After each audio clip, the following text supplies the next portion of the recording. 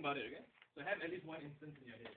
I think what you would realize is that the mass media today is saturated with stories about war, terrorism, celebrity gossip, the recession, everything that really doesn't make you feel good. So at the end of the day, it becomes all too easy to lose sight of what's the good in the world, right? So that's where Spread the Love comes in. We aim to satisfy the latent need for positive affirmation and to share the good things about life. Okay? So our target users basically are people who have this need, who recognize and see the beauty that's going on in the world and want to tell people about it. So you might think not everybody's going to contribute. Even on blogs, majority of people read. So that's where our second bunch of users come in. People who go out there, who want to discover this kind of information and in turn be inspired by these messages. They might not ever actually put anything online, but they walk away being inspired. So that's the target audience for Spread the Love. The next thing we want to talk about is how we're going to reach these users. Basically, we realize that we need to use the web channels, so blogs, social networking sites if need be, and also social bookmarking sites, where if you're on Digg and there's a particularly good article, you can link it back to Spread the Love. If there's really something good on Spread the Love, we can go back up to Digg, right? So that's the basic thing. Finally, you might think, okay, in terms of the team, what can we bring to the table? We bring a diverse skill set. We've got very good programmers.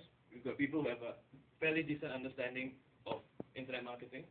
We have people who have a dying need to understand consumer behavior.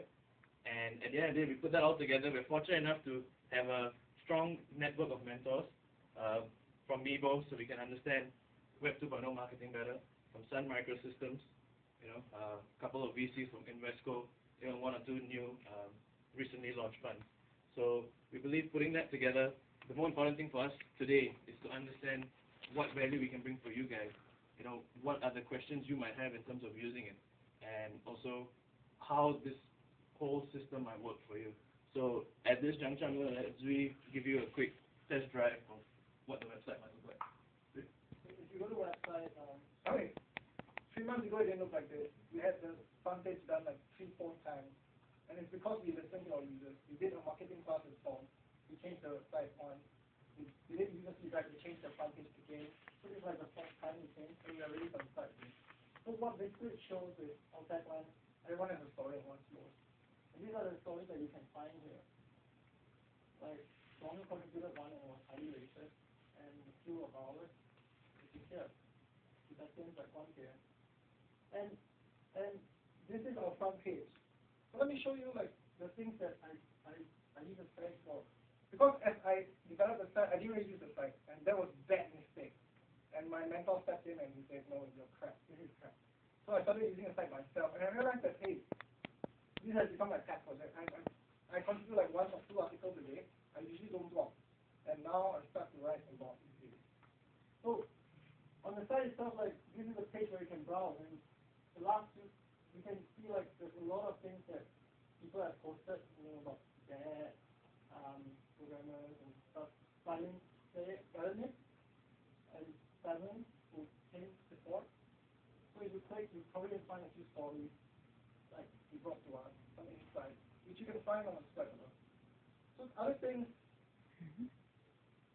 that is gratifying for me is when I share something, like people come back to me and tell me that, hey, it's a great entertainment and thanks for sharing.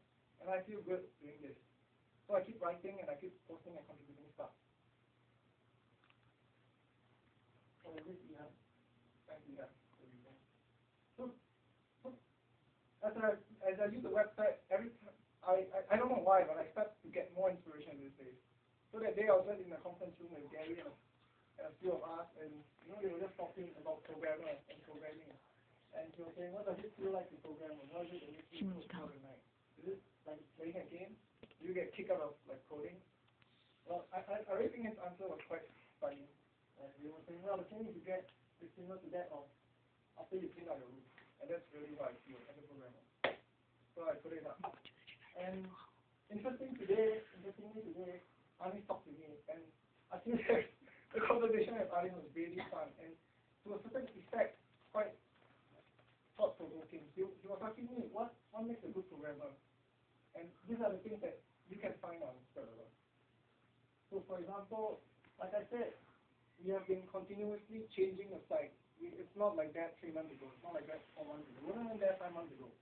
So as we move through the development, we realize that certain things need to be changed. We get feedback and we do it.